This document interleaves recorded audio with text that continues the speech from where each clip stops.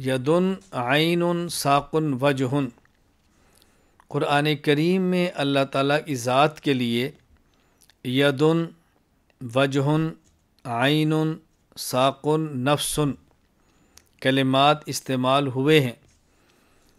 ان کے بارے میں 5 باتیں سمجھنا اور ماننا ضروری ہے۔ نمبر 1، ان کلمات سے مراد اعضاء نہیں۔ نمبر 2، یہ کلمات صفات ہیں۔ نمبر 3، یہ صفات متشابہات ہیں۔ نمبر 4، ان کلمات متشابہات کا معنی ہمیں معلوم نہیں، ہم ان کے معنی کو اور مفہوم کو اللہ تعالیٰ کے سپرد کرتے ہیں۔ نمبر 5، ان کلمات کا جو معنی بھی ہو مخلوق وغیرہ کی مشابہت سے پاک ہے۔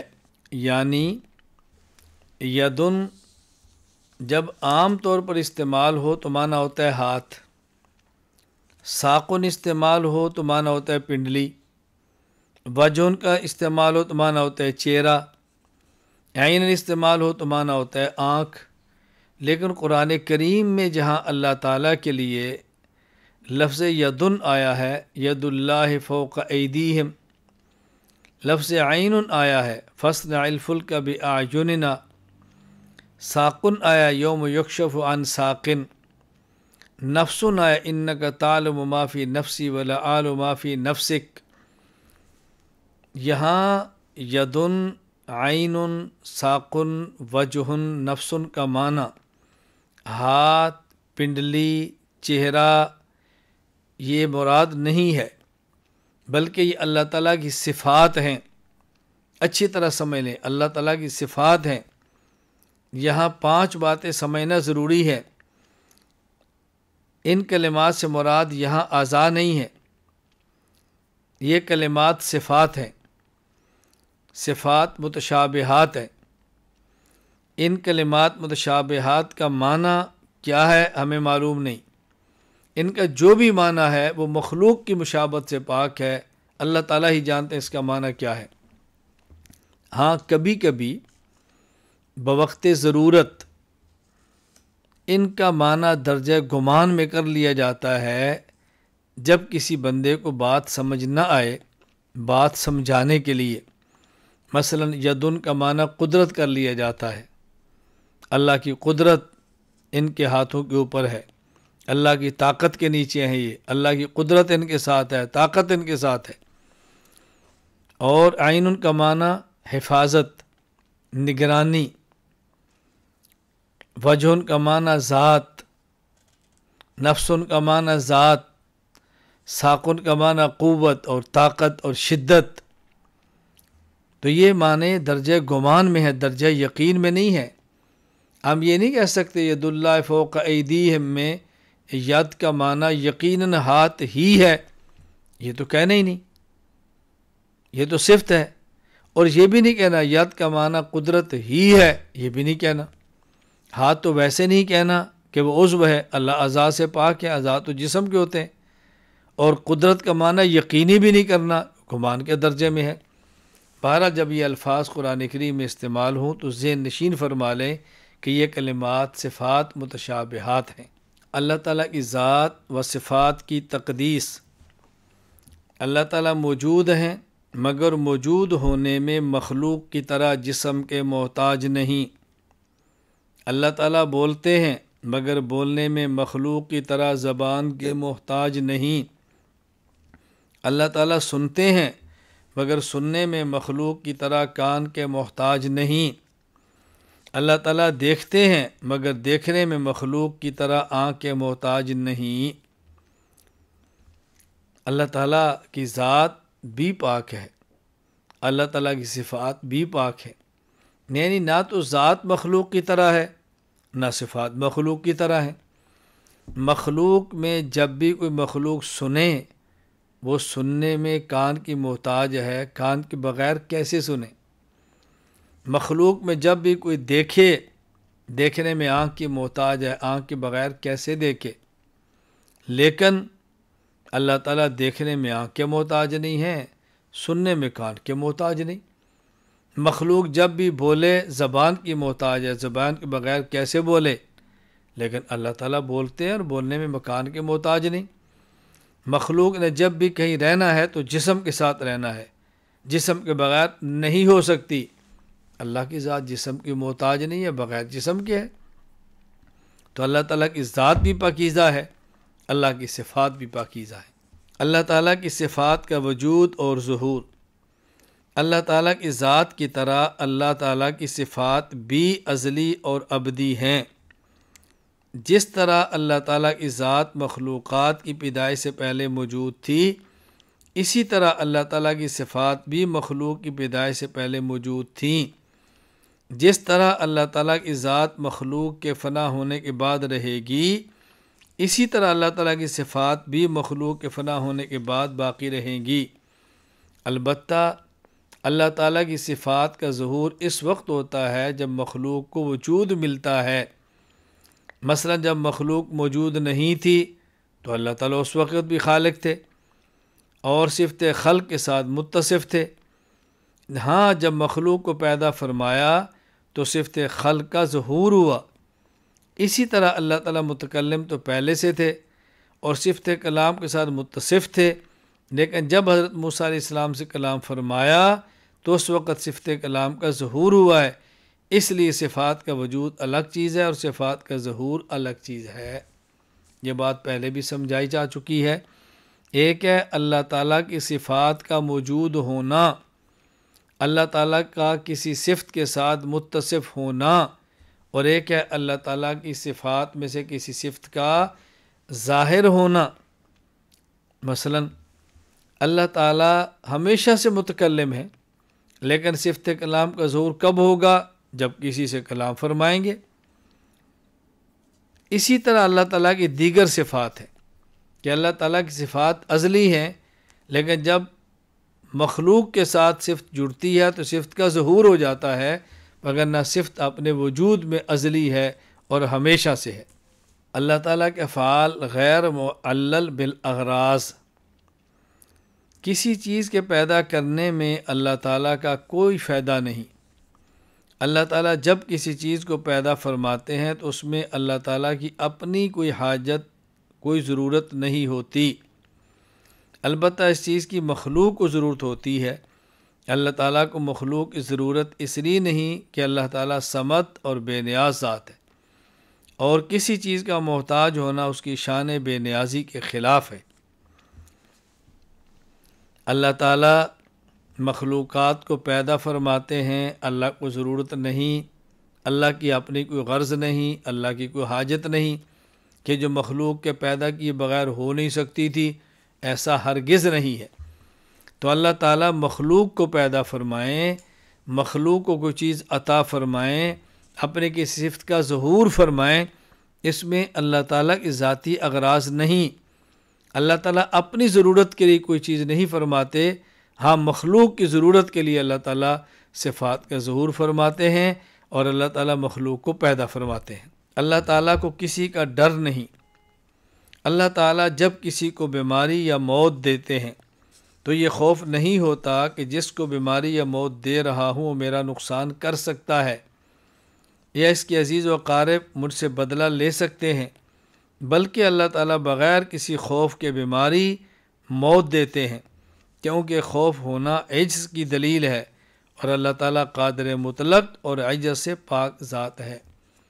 اللہ تعالیٰ صحت دیں تو اللہ کا مفاد نہیں، اللہ بیماری دیں تو کسی کا خوف نہیں، اللہ تعالیٰ کسی کو زندگی دیں تو اللہ کی حاجت اور غرض نہیں، اللہ تعالیٰ کسی کو موت دیں کسی کا ڈر اور خوف نہیں، کسی کو دولت دیں اللہ کی ذاتی ضرورت نہیں، اللہ کسی کو فقیر کریں تو خوف اور ڈر نہیں ہے کہ میں جس کو بیماری دے رہا ہوں اس کے تعلق والے میرا کچھ بگاڑیں گے، جس کو موت دے رہا ہوں اس کے تعلق والے میرا کچھ کر لیں گے، جس کو فقر دے رہا ہوں یہ مجھے ڈرا دھمکا لیں گے، الیاذ باللہ، ان کا قبیلہ کنبہ میرا کچھ بگاڑے گا۔ اللہ تعالیٰ کو کسی کا کوئی خوف نہیں، خوف اسے ہے جو عاجز ہو۔ اللہ تعالیٰ تو عاجز نہیں ہے، اللہ تعالیٰ تو قادر ہے اور قادر مطلق ہے، قدیر ہیں، طاقت والے ہیں، قوت والے ہیں۔ تقدیر علم الہی اور امر الہی کے مجموعہ کا نام ہے، یعنی اس عالم میں جو کچھ ہوتا ہے یا ہوگا وہ سب کچھ ہونے سے پہلے ہی اللہ تعالیٰ کے علم میں ہے کہ فلاں انسان کو اللہ تعالیٰ اختیار دیں گے اور وہ اپنے اختیار سے یہ کام کرے گا، یہ علم الہی ہے۔ اور اللہ تعالیٰ اپنے علم کے موافق ہر چیز کو پیدا فرمانے سے پہلے یہ لکھ دیتے ہیں کہ فلاں بندہ اپنے اختیار سے یہ کام کرے گا، یہ امر الہی ہے۔ تقدیر کا مفہوم نہ سمجھنے کی وجہ سے بہت زیادہ غلطیاں واقع ہو رہی ہیں، بعض لوگ تو سمجھتے ہیں چونکہ اللہ نے لکھا ہے تو یہ ہو کر رہنا ہے، اور بعض سمجھتے ہیں کہ انسان کو جب طاقت ہے تو جو چاہے کر سکتا ہے، اس کا اپنا مال ہے، اس کا اپنا منہ ہے، کون روک سکتا ہے اس کو؟ ایسی بات نہیں۔ تقدیر کا معنی سمجھیں، تقدیر علم الہی اور امر الہی کے مجموعہ کا نام ہے۔ علم الہی یعنی اللہ کے علم میں ہے، میں اس بندے کو اختیار دوں گا تو یہ بندہ اپنے اختیار سے فلاں کام کرے گا، تو اللہ تعالیٰ نے لکھ دیا کہ یہ بندہ کام کرے گا۔ اب یہ اس وجہ سے نہیں کر رہا کہ اللہ نے لکھا ہوا ہے اور اس کا یہ پابند ہے، لکھا ہوا تو ہے، اس کی پابندی تو کرے گا۔ چونکہ اللہ کے علم میں تھا کہ میں نے اختیار دینا ہے، اس نے اپنے اختیار سے یہ کام کرنا ہے، تو اللہ تعالیٰ نے لکھ دیا کہ یہ بندہ ایسے ہی کرے گا، یہ امر الہی۔ تو تقدیر صرف علم الہی کا نام نہیں، تقدیر صرف امر الہی کا نام نہیں، بلکہ علم الہی اور امر الہی دونوں کا نام ہے۔ تقدیر خیر، تقدیر شر، اللہ تعالیٰ کے فیصلے جو بندہ کے نفس اور خواہش اور مزاج کے موافق ہو، ان کو تقدیر خیر، اور جو فیصلے نفس، خواہش، مزاج کے خلاف ہوں انہیں تقدیر شر کہتے ہیں، وگرنہ اللہ تعالیٰ کے سارے فیصلے اپنی ذات کے اعتبار سے خیر ہی ہوتے ہیں۔ جب ہم تقدیر پر ایمان لاتے ہیں تو ہم کہتے ہیں آمنت بالقدر خیرہ و شرہ من اللہ تعالی، میں تقدیر شر بھی مانتا ہوں، تقدیر خیر بھی مانتا ہوں۔ تقدیر خیر اور شر کا معنی یہ نہیں ہے کہ بعض تقدیریں اچھی ہوتی ہیں، بعض بری ہوتی ہیں، بعض فیصلے اللہ کے اچھے ہوتے ہیں اور بعض برے ہوتے ہیں، نہ، ہرگز یہ نہیں۔ تقدیر خیر و شر کا معنی یہ ہے اللہ تعالیٰ کے بعض فیصلے جو بندے کے نفس اور خواہش کے موافق ہے، تقدیر شر جو بندے کی نفس اور خواہش کے موافق نہیں۔ مثلا ایک شخص کی شادی ہوتی ہے، اب اس کی خواہش ہے کہ اللہ تعالیٰ اولاد دے، اولاد ہو گئی، اب یہ اولاد اللہ نے دی ہے لیکن اس پر بندہ بہت خوش ہے، 6 ماہ بعد اس کو موت آ جاتی ہے، اب یہ موت بھی اللہ نے دی ہے لیکن بندہ اس پر پریشان ہے۔ تو جب اولاد ملی اس پر نفس کو خوشی تھی، جب اولاد فوت ہوئی اب نفس کو تکلیف ہے، مزاج کے خلاف ہے، دکھ ہے۔ تو وہ فیصلے جو انسان کی طبیعت کے موافق ہوں، تقدیر خیر، اور وہ فیصلے جو انسان کی طبیعت کے موافق نہ ہوں، وہ ہے تقدیر شر۔ ہمارا اعتقاد کیا ہے کہ ہماری طبیعت کے موافق ہوں ہم تب بھی مانتے ہیں کہ صحیح ہے، ہماری طبیعت کے موافق نہ ہوں ہم تب بھی مانتے ہیں صحیح ہے۔ اللہ کا ہر فیصلہ صحیح ہے، اللہ کا ہر فیصلہ خیر والا ہے، لیکن ہمیں اس خیر کا علم نہیں ہوتا کہ اس میں خیر ہے کیا۔ بعض خیروں کا پتہ دنیا میں چل جاتا ہے اور بعض خیروں کا پتہ موت بعد حشر میں چل جائے گا۔ سردی ہے، بچے کو باپ روکتا ہے باہر مت جاؤ، باہر کھیلنے کے لیے جاتا ہے تو باپ اس کو ڈانٹ دیتا ہے، بس اوقات کچھ پٹائی بھی کر دیتا ہے۔ اب یہ بچے کی طبیعت کے خلاف ہے، لیکن جب یہ بچہ بڑا ہوگا اس وقت اس کو احساس ہوگا کہ فلاں بچہ سردی میں گیا، بخار ہو گیا، مجھے باپ نے روکا تو میں بچ گیا، اب اگر والد مجھے نہ روکتا تو میں اس وقت بیمار ہوتا، ہسپتال میں ہوتا، آج فلاں اتنی مجھے بیماری لگ جاتی کہ شاید میں صحت مند بھی نہ ہوتا، اب اس کو باپ کے فیصلے سمجھ آ رہے ہیں نا. تو میں سمجھا رہا ہوں کہ اللہ کا فیصلہ ہماری طبیعت کے موافق ہو تب بھی بہتر ہے، طبیعت کے موافق نہ ہو تب بھی بہتر ہے. اپنی ذات کے اعتبار سے ہر فیصلہ بہتر ہے، لیکن جو طبیعت کے موافق ہو اسے تقدیر خیر کہتے ہیں، جو طبیعت کے موافق نہ ہو اسے تقدیر شر کہتے ہیں. اللہ کا عدل و فضل، اللہ تعالیٰ جس طرح بندوں کے خالق ہیں، بندوں کے افعال کے بھی خالق ہیں. البتہ بندوں کے بعض افعال اضطراری ہیں جن میں بندوں کے ارادے اور اختیار اور خواہش و رغبت کا دخل نہیں ہوتا، اور کچھ افعال اختیاری ہیں جن میں بندے کے طبعی شوق، رغبت یا طبعی نفرت اور کراہت کا دخل ہوتا ہے. ان اختیاری افعال میں بندہ اپنے اختیار سے جو نیک کام کرے گا اس پر جزا، اور جو برا کام کرے گا اس پر سزا ملے گی. یہ اللہ تعالیٰ کا عدل ہے. البتہ اللہ تعالیٰ اپنے فضل سے جس گنہگار کو چاہے معاف کر دے. ایک اللہ کا عدل ہے، قانون، ایک اللہ کا کرم ہے، فضل ہے. جب بندے کو اللہ نے اختیار کیا، بندہ اختیار سے گناہ کرتا ہے، اس گناہ پر سزا ملے، یہ اللہ کا قانون عدل ہے. اور گناہ کرے اللہ اس کو معاف کر دے، یہ اللہ کا قانون کرم ہے. اللہ اکبر. اللہ تعالیٰ بندے کے ساتھ کرم کا معاملہ ہی فرماتے ہیں. عدل کریں تو کون ہے جو اللہ کے دربار سے بچ سکتا ہے. اللہ تعالیٰ مسبب الاسباب ہے. ہر چیز کا وجود اور عدم اللہ تعالیٰ کے قبضۂ قدرت میں ہے. ہر چیز کی کیفیت، خاصیت اور اس کی تاثیر کا ہونا بھی اسی کے اختیار میں ہے. وہ مسبب الاسباب ہے. کائنات کے اسباب اسی کی مخلوق ہیں. اسباب کی سببیت بھی اس کی مخلوق اور اس کی مشیت کے تابع ہے. دنیا کی کوئی چیز اپنی ذات میں مؤثر نہیں. اللہ تعالیٰ مسبب الاسباب ہے، یعنی انسان کا دنیا میں جو کام ہوتا ہے وہ اسباب کے ساتھ ہوتا ہے. وہ اسباب بھی اللہ ہی نے پیدا فرمائے ہیں. اللہ چاہے تو چیز کو بغیر اسباب کے وجود دے دے.